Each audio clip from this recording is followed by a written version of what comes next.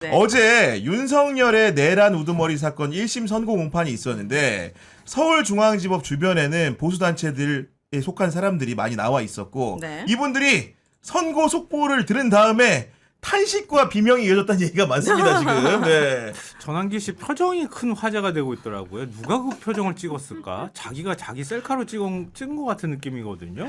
굉장히 이렇게 막 뭐랄까 선거하는 거 딱 마지막에 주문 외치는 걸 보면서 얼굴 표정이 이렇게 확 무너지는 것 같은 그런 걸 보였는데 네. 만약에 셀카로 찍었다면 연출이다. 좀 그렇게 생각했어요. 아 셀카로 찍었다면 연출일 가능성도 네. 있다. 예. 만약에 윤 전 대통령이 금방 나올 것 같으면은 전환기라는 존재도 필요 없는 거 아니에요? 그렇지 않겠어요?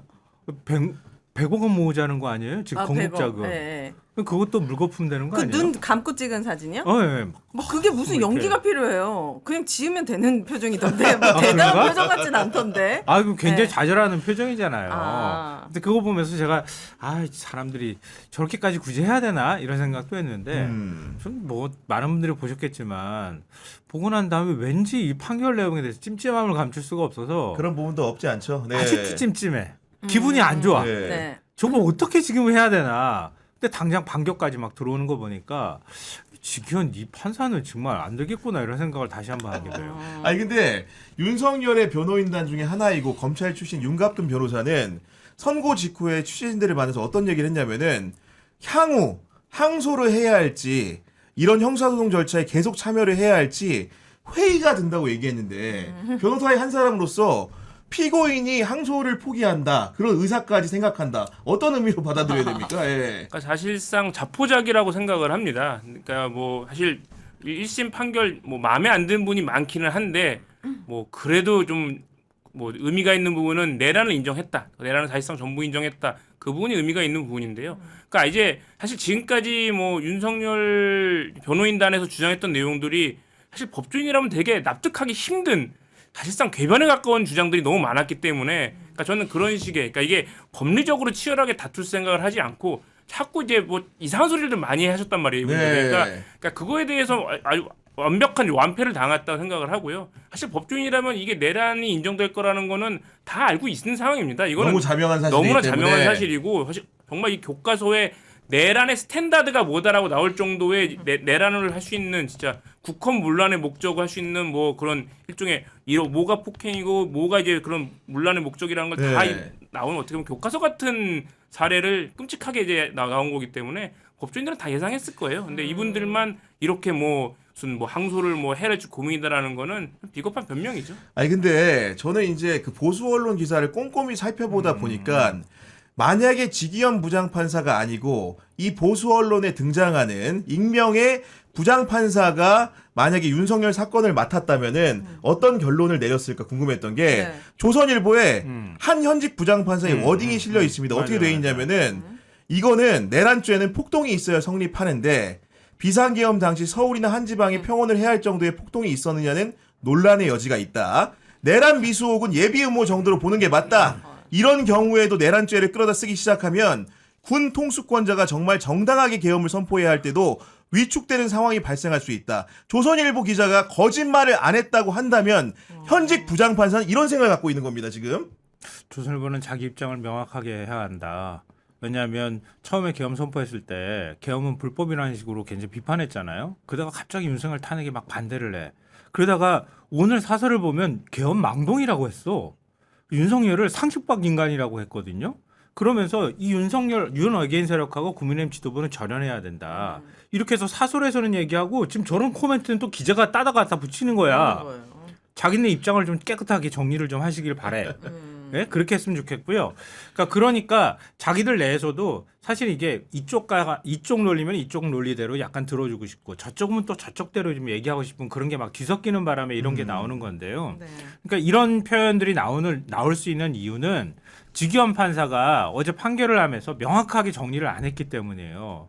쉽게 말하면 계엄 선포권은 대통령의 고유 권한이기 때문에 내가 판단하기 어려워. 또 계엄의 요건을 제대로 갖추지 못했다. 절차적 실체적 요건을 네. 갖추지 못했다는 것도 그것도 사법심사의 대상이 되지 않아. 그러니까 그 부분은 떼놓고 난 다음에 그럼에도 불구하고 국민들이 모두 다 지켜봤던 것처럼 국회에 계엄군을 투입하는 것, 국회에 침탈한 것 그것만으로도 국헌문란의 목적이 있고 지역의 평온을 해칠 수 있는 폭동일 수밖에 없어. 그러니까 마지못해 이건 내란이라고 인정하는 듯한 태도를 보였다는 거예요. 그러고 나니까 저런 얘기들을 판사든 누구든 법조인의 코멘트를 따서 갖다 붙인다는 거예요. 그러니까 이제 국회가 네. 그렇게 부서지고 창문이 부서지고 군인들이 국회에 난입하고 이거는 거의 폭동이었다고 저는 생각하는데 아니, 다만 당연하죠. 군인과 시민들의 그런 윤리 의식이라던가 민주주의 의식이 강했기 때문에 더 큰 유혈 사태가 안 났던 거죠. 그런데 문제는 그거라는 거예요. 윤석열 쪽에서 얘기한 게 오늘 윤석열 변호인 측에서 윤석열에게 전했잖아요. 구국의 결단이라잖아요. 계엄 선포가. 그렇게 얘기할 수 있는 이유는 주기현 판사가 계엄의 요건이 헌법과 법률에 명확하게 규정이 돼 있잖아요. 전시, 사변. 그에 준하는 비상사태라고 돼 있는데 비상사태도 아니고 전시도 아니고 사변도 아닌 걸 계엄을 선포했는데 그거는 대통령의 고유 권한이니까 이건 나 판단하지 않을래 해버린 거야. 그러니까 저쪽에서 이건 구국의 일단이었어 이렇게 맞장구를 치고 나온다는 거예요. 그러니까 장동혁 대표가 이번 판결에 대해서 안타깝고 참담하다라는 얘기를 밝히긴 했지만은 실제적으로 어떤 표현이 등장을 하냐면은 확신 없는 판결은 양심의 떨림이 느껴지기 마련이다. 저는 판결문 곳곳에서 발견되는 논리적 허점들이 지기현 판사가 남겨놓은 마지막 양심의 흔적들이라고 믿는다. 이렇게 말하고 있거든 지금. 네. 그런 이제 장동혁 대표 오늘 10시 그 기자회견한 걸 저도 봤는데요. 그거를 이제 어려운 말로 네 글자라면 아전인수입니다. 아전인수. 네, 정말 아전인수도 이런 아전인수가 없죠. 사실 정말 이제 저는 사실 주기현 사형이 선고했어야 마땅하다 생각을 하는데 어쨌든 뭐 내란이 인정된 거에 의미를 준다고 한다고 하더라도 그거를 어떻게 무슨 뭐 양심의 떨림이라든가 정말 뭐 이게 과연 내란을 발견할 수 있는 증거를 못 참 뭐 이런 좀 부정의 부정 같이 말장난을 계속해서 네. 저는 모르겠어요. 저는 오늘 장동혁 대표의 그 기자회견이 국민의힘이 그래도 정상적인 보수 정당으로 돌아갈 수 있는 마지막 기회였다고 생각을 하거든요. 그것마저 놓쳐버렸다. 네, 근데 오히려 네. 그 자리를 아예 불을 살려버리고 아예 구구, 아예 윤호개인, 아예 진짜 존재해서는 안 되는 정말 스스로가 위헌 정당으로 이제 막 치닫고 있는 것 같은 느낌을 들어서 네. 이게 진짜 저 오늘 그 아침에 그 기자회견 할 때 다른 방송 출연 중이었는데 국민의힘 패널분들이 그거 보면서 막 이제 막 진짜로 막 라이브로 조용했구나. 라이브로 예. 이제 카메라 안 나왔지만 지방선거 거의 뭐 지방선거 망했다 이런 표정으로 있으신 걸 보면서 이제 한숨만 쉬더라고요. 그래서 너무 제가 오히려 그분들을 위로했다니까요. 잔인해. 장동혁 대표는 본인 살겠다고 지금 국힘당 하나를 본인은 선거 안 네, 나가잖아요. 집 밖으로 올라가는 본인은 거잖아요. 지방선거 안 나오는데 정말 이거는 아마 가장 큰 피해자가 오세훈 서울시장일 것 같고 네. 그 외에도 정말 국민의힘 이번에 지방선거 출마 준비하는 후보분들은 이게 무슨 이게 뭡니까 사실 네. 참 그러니까 남합니다. 최소한 미안하거나 뭐 아니면은 이제는 뭔가 선거를 위해서 그러니까. 과거의 사력하고 절연하겠다는 식의 언급이라도 한마디라도 좀 들어갔으면 좋겠다고 그렇게 생각했을 거예요. 근데 그런 거 일절은 안 들어갔거든. 일체 그런 표현이 하나도 발견할 수 없는 상황이 돼버리고 오히려 지기현 판사 그 결정에 대해서 그 맞장구 치면서 옹호하는 듯한 태도를 보이고 사법심사는 1심밖에 아직 안 끝났다 이렇게 얘기를 무죄 해버리니까 추정의 원칙이다. 네. 누가 몰라? 누가 그거 몰라요? 이재명 대통령 판결은 왜 그랬대요 그러면은? 아니, 그러니까 네. 그걸 왜 뒤에다 갖다 붙이는지 그러니까, 모르겠어요. 네. 저 그래가지고 그거 딱 기자회견 할 때 생방송하고 있었거든요. 국민의힘 패널이 막 그걸 공격을 하시는 거야. 그래가지고 제가 그랬어요. 아니 이재명 대통령 재판 중지 결정은 이재명 대통령이 내렸나요? 법원이 내린 거 아닌가요? 그거? 맞아요. 그러면 그게 잘못됐다고 얘기해버리면은 지금 법원이 다 정치적 판결을 하고 있다고 얘기하는 논리랑 맞닿아 있지 않느냐 뭐 이렇게 얘기를 했던 기억이 있네요.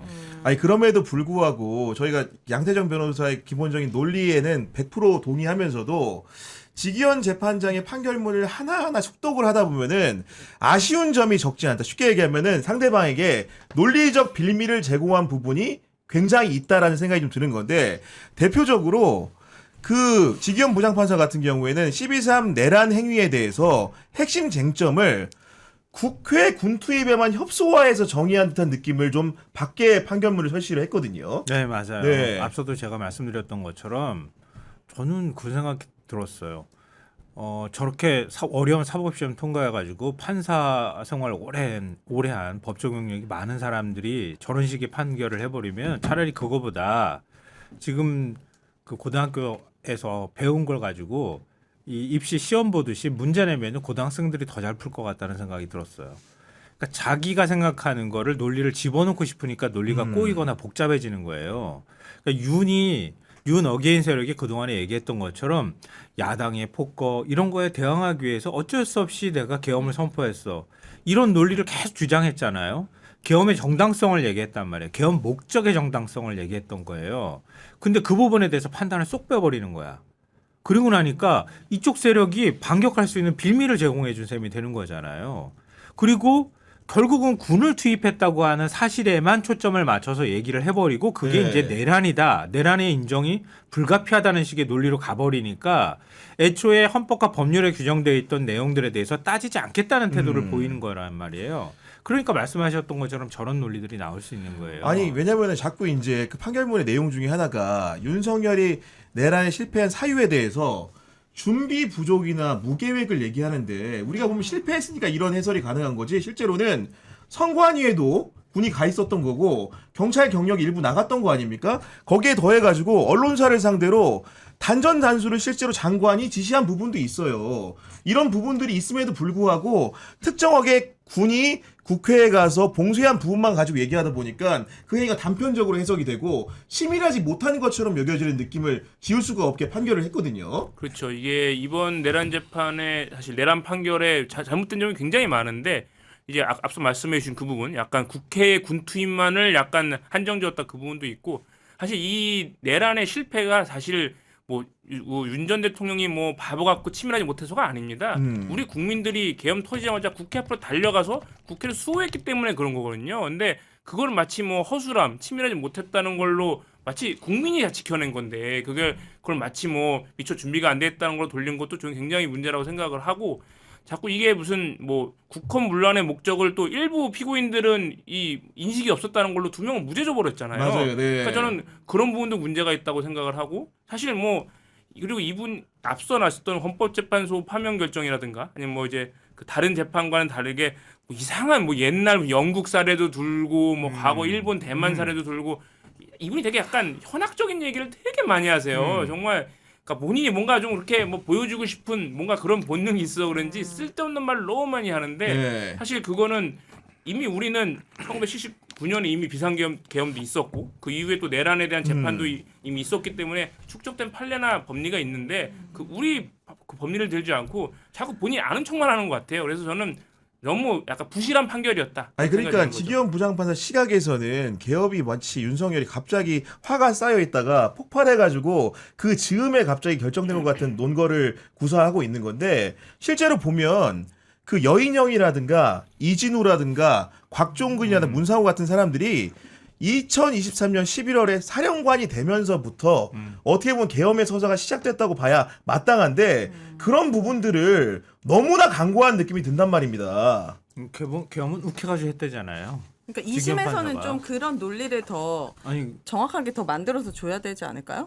치밀한 계획하에 그러니까 치러진 내란이다. 상식 바뀌고 어처구니 없는 인간이 계엄을 선포한 거지. 그런 논리라면. 그러니까 이런 우발적인 문제로 해버리면 계엄이라고 하는 내란이라는 중대한 사건을 굉장히 사소한 문제로 만들어버리는 그쵸. 거잖아요. 맞습니다. 네. 근데 생각을 해보세요. 내가 계엄을 선포하는데 2월 1일 날부터 계엄을 준비해서 2월 3일 날 계엄을 선포해. 그럼 미친 인간 아니고는 어떻게 이게 가능한 일이겠어요. 그러니까 말씀하셨던 것처럼 특검은 1년 전부터 준비를 했다 이렇게 얘기를 하는 거고 제가 볼 때는 윤석열이라는 사람의 머릿속에 비상대권은 이미 집권 이후부터 계속 머릿속에 있었던 거라고 중간중간 보여요. 얘기했다는 거 아닙니까? 그리고 네. 집권하고 6개월밖에 안 됐는데 당 지도부 모인 자리에서 뭐 술도 좀 마셨겠죠? 그런 자리에서 비상대권 나서 할 거라고 쓸 거라고 얘기를 했대잖아요. 그리고 경호처장을 자기 최측근으로 갖다 임명해 놓고 그리고 그 사람을 계엄 선포하기 1년도 더 전에 국방부 장관으로 갑자기 끌어다 앉혔잖아요. 그 이후에 이루어진 인사가 지금 그 얘기했던 사령관들 인사였단 말이에요. 그러니까 그때부터 사실은 계엄 준비를 시작했다 이렇게 봐야 되는 거고 아주 구체적으로 그 사령관들을 모아놓고 계엄이라는 언급들 비상대권을 언급해서 일종의 충성맹세를 받기 시작한 게 1년 전부터다. 그 중간중간에 누가 대통령이 특전사령관하고 술 마시고 밥 먹고 그래요. 저녁 때 불러가지고 관사에서. 그럼요. 그런 전례가 아마 전례 없을 겁니다. 없어요. 네. 누가 특전사, 수방사 그리고 방첩사, 정보사 이런 사람들 모아놓고 그리고 그 자리에서 계엄을 선포할 거라고 얘기하고 총으로 쏴 죽이니 어쩌니 이런 소리를 합니까? 말도 안 되는 행위를 하면서 김영현을 중심으로 해서 윤석열이 이미 충성맹세를 다 받았고 김영현과 노상원 수첩도 이번에 뭐 증거로 네. 탄핵이 됐지만 그 기록들을 통해 가지고 계획을 계속 했던 거예요. 그 계획들이 있었기 때문에 2월 1일부터 조금 더 구체화해 가지고 했던 건데 그걸 2월 1일 갑자기 우발적으로 계엄을 결정했다? 근데- 그 네. 결정한 원인은 야당 때문이었다? 근데 저는 지기현의 판결문을 처음부터 끝까지 보지는 못했지만 제가 그냥 직관적으로 헤드라인이나 이런 소스들을 봤을 때 느끼는 건 지기현이란 사람은 이 두 가지가 있었던 것 같아요. 되게 겁났지만 신났다. 아 겁났지만 신났다. 네, 일타 쌍피를 다 놀리고 싶었던 것 같아요. 상식적인 민주 시민들한테는 무기징역을 줄 거고 극우들한테는 이 빈틈을 주면서 내가 미안한데 요거까지는 너가 줄게. 그러니까 굉장히 비겁한 인간의 모습을 봤거든요. 근데 이렇게까지 전 국민의 관심을 받아볼 일이 없잖아요. 앞으로도. 그러니까 찰스도 나오고 중세시대도 나오고 온갖 로마도 헛소리를. 나오고 그죠? 네. 너무 네. 신났잖아요. 정말. 네, 근데 정말 좀 아이러닉한 거는 장도영 대표나 전환기 씨한테는 되게 좋은 먹잇감이었지만 무기징역 선고 직후에 윤석열 씨의 모습을 보면은 혼비백산? 그 사람 하나는 이제 본인만, 그러니까 윤석열 씨만 현실을 정확하게 직시했다. 본인이 형을 언도 받았으니까. 그러니까 나머지는 네. 신났다. 약간 진짜 딱 그 두 가지 그림이 네, 지경 판사한테 느껴졌습니다. 그 얘기해주고 싶어요. 아, 역사 무지하게 열심히 공부한 것 같은데 제 나라 역사나 공부 제대로 해라. 했겠습니까? 채 GPT는 어디 이런 데 가서 그래 다 12.12 물어봤겠지. 5.18 공부 제대로 그러니까. 했으면 이런 식으로 무기징역 언도하겠습니까? 네. 그렇죠. 엄격하게 말하면은 박정희의 10월 유신이 친위 쿠데타예요. 그리고 조금 더 넓게 보면은 이승만의 부산 정치 파동도 친위 쿠데타인 거예요. 대한민국에 좀 넓게 보면 두 번의 친위 쿠데타가 있었던 거예요. 두 번의 친위 쿠데타 모두 성공했어요.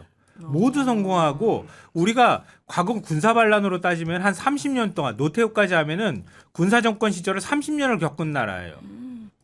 근데 친위 쿠데타도 우리 역사에 다 있고 군사 반란도 우리 역사에 있어요. 그러니까 위로부터의 쿠데타하고 아래로부터의 쿠데타를 우리 국민들이 경험했어. 그러니까 가가지고 뛰쳐가가지고 이건 말도 안 되는 계엄이야 그러면서 시민들이 달려가서 네. 몸으로 막았던 거예요. 근데 그 역사도 제대로 언급을 못하는 주제에 무슨 로마 시대하고 찰스 1세를 얘기하고 그럽니까? 근데 이거